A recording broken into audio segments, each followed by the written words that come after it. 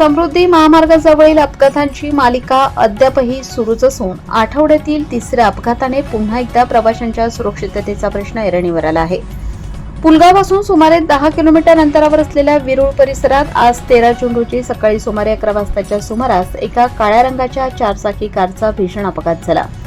अपघातस्थळी वाहनाची झालेली अवस्था पाहून मोठी जीवितहानी झाल्याची भीती व्यक्त केली जात होती. मात्र समृद्धी महामार्गावरील आपत्कालीन यंत्रणा आणि पुलगाव येथील रुग्णवाहिका वेळेवर घटनास्थळी पोहोचल्याने सर्व प्रवाशांना सुरक्षितपणे बाहेर काढण्यात यश आले. जखमींना तातडीने पुलगाव ग्रामीण रुग्णालयात दाखल करण्यात आले. प्राथमिक उपचारानंतर त्यांना पुढील उपचारांसाठी वर्ध्यातील सावंगी येथील दत्ता मेघे रुग्णालयात हलवण्यात आले.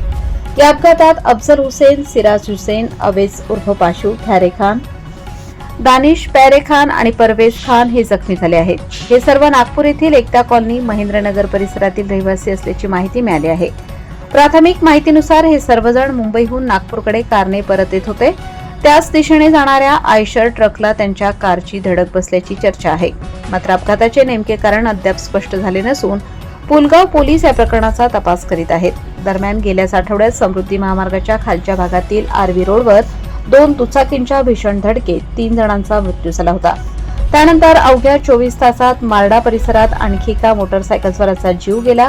आता आजच्या अपघातामुळे परिसरात चिंतेचे वातावरण निर्माण झाले आहे. वाहन चालकांनी वेगमर्यादेचे पालन करणे, पुरेशी विश्रांती घेऊनच प्रवास करणे आणि सुरक्षित वाहन चालकतेचे नियम पाळणे ही काळाची गरज बनली आहे. कारण एका क्षणाची निष्काळजीपणा संपूर्ण आयुष्य बदलू शकते. सह्याद्रीचा राखणदारसाठी अविनाश भोपे, पुलगाव.